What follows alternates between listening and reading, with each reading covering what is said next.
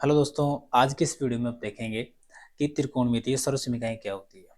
वैसे सर्वसमीकरणों की संख्या यहाँ पर 3 दे रखी है 10th क्लास के अंदर, और ये तीनों बहुत इंपॉर्टेंट है, बहुत काम में आएगी 8.3 के अंदर, जो कि बड़े बड़े क्वेश्चन यानी कि सिद्ध करने वाले क्वेश्चन वहाँ पर काम में आती है। सर्वसमीकरणों को सीखने के लिए आपको थोड़ा धैर्य बनाकर रखना पड़ेगा और वीडियो को ध्यान से देखना पड़ेगा आपको, ठीक है। तो बहुत ही सरल है। वैसे अपने पहले इसको थोड़ी सी चर्चा अपने पहले कर ली है। पाइथागोरस प्रमेय का नाम सुना है, पहले पढ़ा भी था अपन ने। तो उस प्रमेय के अनुसार ही ये जो अपने पास सर्वसमीकरण आएंगी उसी से निकाली जाएगी, उसी के अकॉर्डिंग अपन चलेंगे इसके अंदर, ठीक है। तो सर्वसमीकरण निकालते हैं अपन। सबसे पहले मैंने लिखा है यहाँ पर त्रिकोणमितीय त्रिकोणमितीय सर्वसमीकरण। अब सबसे पहले तो अर्थ पढ़ेंगे भाई, इसका मतलब क्या है, ठीक है। मैं क्या कर रहा हूं, सबसे पहले एक समकोण त्रिभुज बना रहा हूं। एक समकोण त्रिभुज बनाया मैंने ऐसा, ये समकोण त्रिभुज हो गया। इसका नाम ले रहा हूं मैं यहाँ पर, चलो A B C. A B C मैंने त्रिभुज ले लिया। यहाँ पर बी कोण है 90 डिग्री। 90 के जस्ट सामने वाली भुजा आप जानते हो कर्ण कहते हैं, ठीक है। जिसको अपन के से दर्शाते हैं। माना कि यहाँ जो सी है वहां पर कोई कोण बन रहा है और वो ले लिया मैंने थीटा। थीटा कोण ले लिया, और थीटा के जस्ट सामने वाली भुजा को क्या बोलते हैं अपन, लंब कहते हैं। लंब को एल से दर्शाते हैं, ठीक है। और जहां दोनों कोण बने हैं उस भुजा को अपन कह देंगे आधार, जिसको अपन ए से दर्शाएंगे। चलो ठीक है यहाँ तक। अब एक चीज बताइए आप, इस समकोण त्रिभुज के अंदर एक प्रमेय चलती है जिसका नाम है पाइथागोरस प्रमेय। पाइथागोरस प्रमेय क्या है वो देख लेते हैं एक बार। तो मैंने लिखा है पर पाइथागोरस प्रमेय। तो पाइथागोरस प्रमेय होती है कर्ण का स्क्वायर, यानी सबसे बड़ी जो भुजा है कर्ण का स्क्वायर करेंगे और वो किसके बराबर होगी, अन्य दो भुजाओं के वर्गों के योग के बराबर। अन्य दो भुजाएं यानी लंब और आधार के वर्ग के योग के बराबर होती है, ठीक है। तो आप लिखोगे यहाँ पर लंब स्क्वायर। आप लंब को आगे और पीछे लिख सकते हो, प्लस में आगे पीछे लिख सकते हैं, कोई दिक्कत नहीं है इसमें। तो लंब का स्क्वायर और प्लस आधार का स्क्वायर। आप आधार को पहले लिख सकते हो, लंब को बाद में लिख सकते हो, कोई प्रॉब्लम नहीं है उसमें, ठीक है। अब देखो, तो ये अपने पास पाइथागोरस प्रमेय है। इस प्रमेय के अंदर मैं क्या करूंगा कि बारी बारी से अपन एक बार कर्ण स्क्वायर का भाग देंगे, एक बार लंब स्क्वायर का भाग देंगे और एक बार आधार स्क्वायर का भाग देंगे। तो यहां से सर्वसमीकरण निकल कर आएगी, इसी से निकलेगी सर्वसमीकरण, ठीक है। अब त्रिकोणमितीय संरचना क्या है, जैसे मैंने कोई कोण ले लिया, ये कोण है। तो एक कोण के त्रिकोणमितीय अनुपातों एक कोण के त्रिकोणमितीय अनुपातों से संबंधित सर्वसमीकरण को त्रिकोणमितीय सर्वसमीकरण कहते हैं, ठीक है। अब अपने पास जो पाइथागोरस प्रमेय है, इसको मैं एक काम करता हूँ, इसको समीकरण नंबर 1 देता हूँ मैं। इसको मैंने समीकरण नंबर क्या दे दिया, 1 मान लो आप इसको, ठीक है। तो मैं यहां लिख रहा हूं समीकरण 1 में, सॉरी थोड़ा नीचे लिखता हूं, मैं यहां पर लिख रहा हूं समीकरण 1 में कर्ण स्क्वायर का भाग देने पर, कर्ण स्क्वायर का भाग देने पर, तो आपने कर्ण स्क्वायर भाग दिया। तो कैसे, मैंने लिखा यहाँ पर कर्ण स्क्वायर। सबसे पहले मैंने पाइथागोरस प्रमेय यानी कि समीकरण 1 ऐसा कैसा लिख लिया, बराबर लंब स्क्वायर प्लस आधार स्क्वायर, ठीक है। भाग देंगे तो इसके अंदर उसके अंदर भाग देंगे, तो आप बोलोगे यहाँ पर नीचे क्या आ जाएगा, कर्ण स्क्वायर बराबर है बटा, यहाँ पर क्या लिखेंगे, कर्ण स्क्वायर बटा, यहाँ पर क्या लिखोगे, कर्ण स्क्वायर।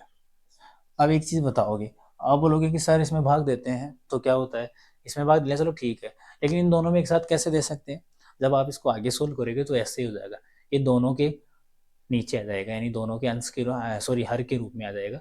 कर्ण इसके साथ एक बार इसके साथ बटा में आ जाएगा, ठीक है। तो एक चीज बताओ, कर्ण से कर्ण यहाँ पर कट जाएगा, कर्ण स्क्वायर से कर्ण स्क्वायर, दोनों सेम सेम चीजें यहाँ पर कट जाएगी, और आपको मिलेगा यहाँ पर 1 बराबर है, बराबर लिखो। आप ये जानते हो एक घात और घातांक का नियम चलता है कि यदि यदि जैसे मान लो मैं यहाँ पर बता रहा हूँ आपको, ए की पावर है m और बटा नीचे है b की पावर m। तो आप इस दोनों को एक साथ लिख सकते हो, कैसे लिख सकते हो, दोनों की घातें समान है, दोनों की घातें समान है, तो ये जो आधार है उनको आप बटा में ले सकते हो, जैसे बटा में है तो एक साथ ले लो इनको, तो आप बोलोगे a बटा b और इनकी ऑल पावर हो जाएगी m, ऐसे लिख सकते हो। तो यहाँ पर देखो लंब और यहाँ क्या कर्ण, तो मैं लिखूंगा यहाँ पर लंब बटा नीचे क्या जाएगा कर्ण और इसकी ऑल पावर, क्योंकि इसकी पावर भी दो इसकी पावर भी दो है, तो मैं लिख दूंगा यहाँ पर 2 प्लस आगे वाला भी सेम होगा तो क्या करेंगे यहाँ पर भी लिख देंगे अपन आधार बटा नीचे क्या आ जाएगा कर्ण, इसकी पावर कितनी हो जाएगी 2। ठीक है, इसको मिटा रहा हूँ मैं, इसको नोट कर लेना आप।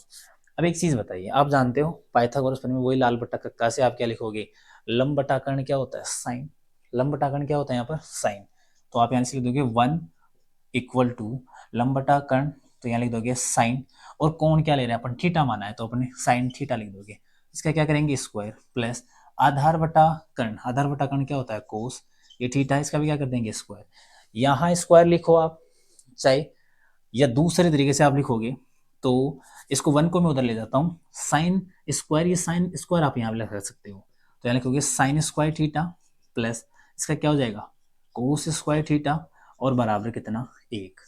तो ये आपके पास पहली सर्वसमीकरण कंप्लीट हो जाती है। यहाँ पर पहली सर्वसमीकरण कंप्लीट है, क्या है sine square theta plus cos square theta equal to 1, यानी कि बराबर 1, यानी कि sine square theta plus cos square theta बराबर 1 होता है। ठीक है, सर्वसमीकरण कंप्लीट। इस सर्वसमीकरण से कुछ और अपने यहाँ से सूत्र बनाएंगे, कैसे बनाएंगे देखते जाओ आप।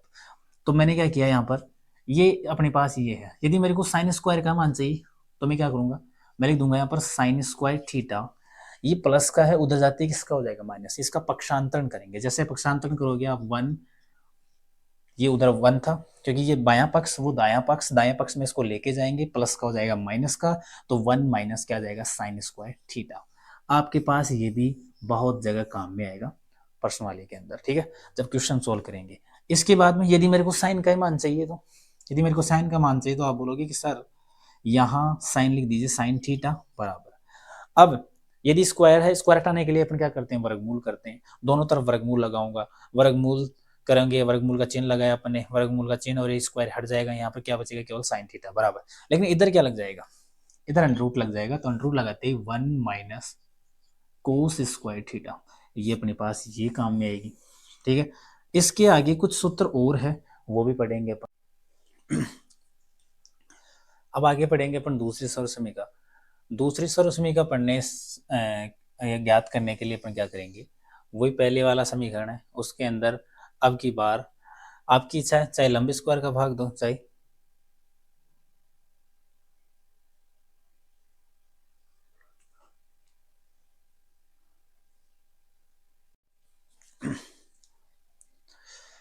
अब दूसरी सर्वसमीकरण पढ़ते हैं। तो दूसरी सर्वसमीकरण क्या है, जो अपने समीकरण पहला है, समीकरण पहले को अपन उठाएंगे यहाँ पर वापस लिखेंगे। तो मैंने लिखा यहाँ पर कर्ण का स्क्वायर बराबर, यहाँ पर क्या जाएगा, यहाँ लिखोगे आप सॉरी, तो इसको थोड़ा नीचे लिखता हूँ।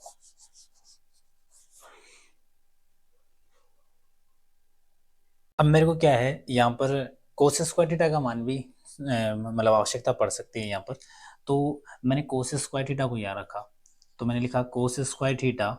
अब एक चीज बताओ, इसको इधर रख लिया, साइन को उधर भेजेंगे तो उस प्लस का उधर जाते हैं माइनस का हो जाएगा, उधर एक है ही, तो 1 में से कितना घटा देंगे यहाँ पर साइन को, यानी कि साइन स्क्वायर थीटा को अपन क्या कर देंगे घटा देंगे, तो अपने पास cos square theta equal to होता है 1 माइनस साइन स्क्वायर थीटा, इसको याद रखना आप।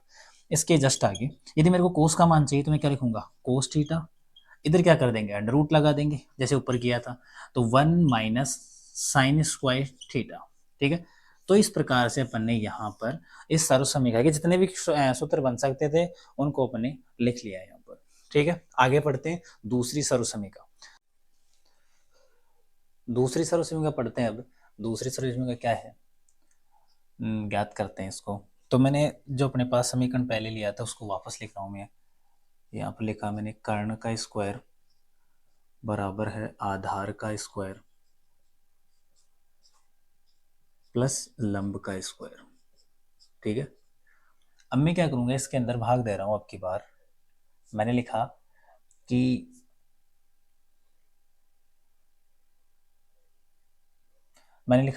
कि इसमें अब की बार में आधार का दे लेता हूं भाग, तो मैंने लिखा यहाँ पर आधार स्क्वायर का दोनों पक्षों में भाग देने पर, आपने भाग दिया इसमें, तो भाग दिया तो मैं लिखूंगा यहाँ पर कर्ण का स्क्वायर, कर्ण का स्क्वायर बटा नीचे आ जाएगा आधार का स्क्वायर बराबर, यहाँ जाएगा आधार का स्क्वायर बटा फिर नीचे आधार का स्क्वायर प्लस लंब का स्क्वायर और बटा नीचे आ जाएगा आधार का स्क्वायर। अब एक चीज बताइए आप, यहाँ पर आधार का स्क्वायर, जैसे अपने दो का भाग दो में देते हैं तो एक बचता है, ऐसे ही आधार स्क्वायर का भाग आधार स्क्वायर में देंगे तो यहाँ पर बच जाएगा एक। साथ ही साथ में ये दोनों की पावर सेम सेम है तो इनको एक साथ ले लेंगे अपन। मैंने लिखा यहाँ पर कर्ण बटा आधार, कर्ण बटा आधार का स्क्वायर बराबर 1 प्लस ये हो जाएगा यहाँ पर लंब बटा आधार, लंब बटा आधार का स्क्वायर। अब एक चीज बताओ, आप जानते हो मेरे हिसाब से, मैंने लिखा यहाँ पर, यहाँ लिखता हूँ चलो, मैंने लिखा यहाँ पर लाल बटा कक्का, लाल बटा कक्का। तो एक चीज बताइए यहाँ पर लंब बटा आधार, लंब बटा आधार साइन कोस टेन, तो यहाँ पर क्या हो जाएगा, ये तो हो जाएगा टेन थीटा क्योंकि अपन थीटा ले रहे हैं यहाँ से।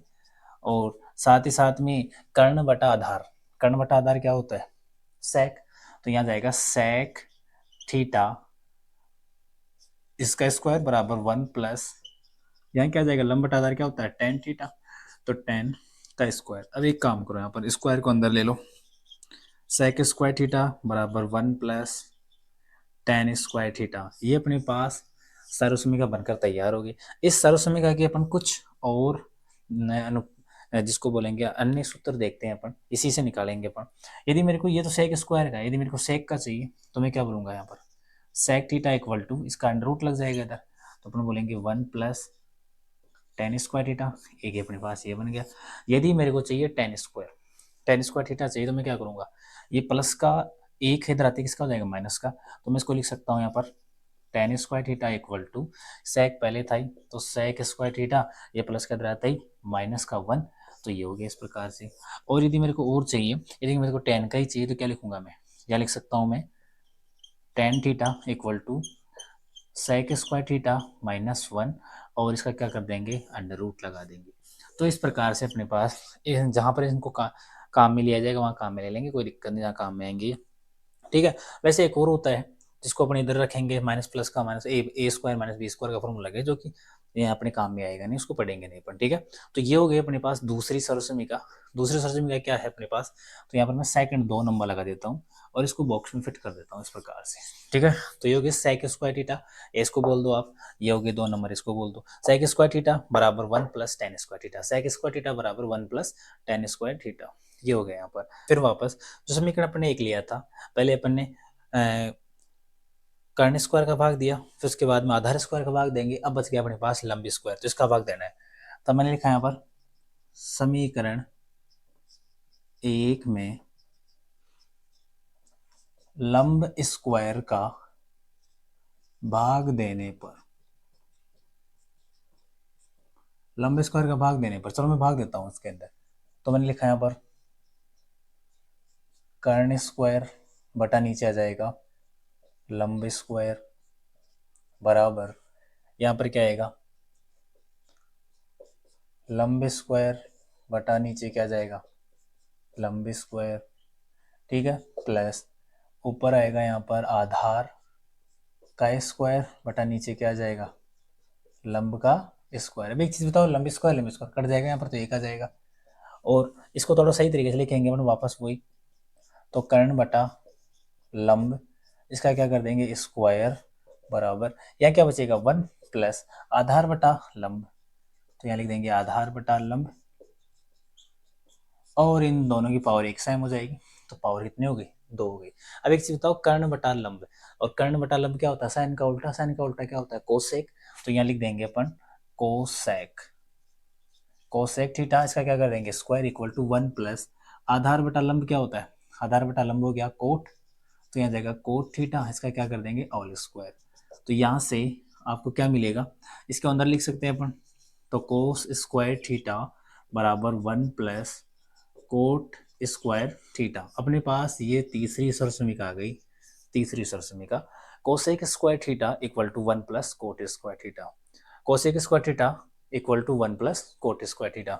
अब यदि यहाँ पर अपने दिए तो कोसेक स्क्वायर थीटा का मान है, यदि मेरे को कोसेक का मान चाहिए तो मैं इसको ऐसे लिख सकता हूँ, कोसेक थीटा इक्वल टू, ये स्क्वायर है उधर क्या लग जाएगा, अंडर रूट लग जाएगा क्योंकि वर्गमूल करेंगे दोनों तरफ तो 1 प्लस कोट स्क्वायर थीटा ये अपने पास आ गया। और यदि मेरे को चाहिए कोट स्क्वायर थीटा का मान, तो प्लस का एक इधर आते किसका हो जाएगा, माइनस का। तो माइनस का होगा तो मैं क्या लिखूंगा, इस कोट को लिख रहा हूँ पहले, कोट को मैं लिखूंगा कोट स्क्वायर थीटा का मान चाहिए, ये प्लस का एक इधर आते हैं माइनस का, तो मैं लिखूंगा कोसेक स्क्वायर थीटा माइनस एक, ये अपने पास कोट स्क्वायर थीटा का। और यदि मेरे को कोट का मान चाहिए तो cot theta equal to cosec square theta minus one, और इधर क्या लगा देंगे, अंडर रूट, और ये अपने पास अगला, इसी से सूत्र अपने बनाया। ठीक है, तो इस प्रकार से मेरे आपसे समझ में आया होगा, सारी सरसमिकाएं समझाई मैंने आपको, क्लियर हुआ होगा कुछ। यदि आपको कोई भी दिक्कत आती है तो इस वीडियो को आप रोक कर पीछे का एक बार वापस देख लेना, वहां से आपको समझ में आ जाएगा कंप्लीट। ठीक है, तो आज यही पढ़ेंगे, अगली क्लास में मिलते हैं। उस क्लास के अंदर अपन क्वेश्चन सोल्व करना स्टार्ट करेंगे, जितने भी क्वेश्चन है 8.1, 8.2, 8.3 के जितने भी क्वेश्चन है सारे के सारे को सोल्व करेंगे।